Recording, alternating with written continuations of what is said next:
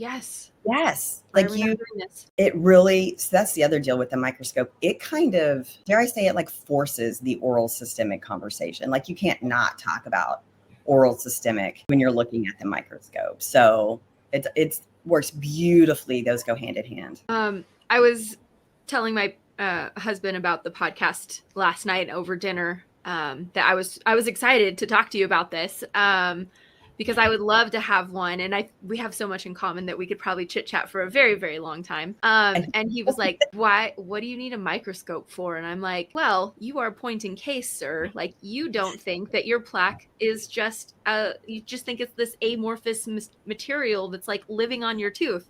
But if you take it, scrape it, put it on a little slide and blast it on a screen, you see what's living there. And you, Mr. Like can't handle me when I'm scraping my tongue, will see how disgusting it is. Yes. So like, yeah, that's the visual, the powerful visual. So yeah. Oh gosh. Well, So and you know what's really cool too? So working with patients in the microscope, this happened all the time. This happens frequently. You see someone with a high risk biofilm, they're working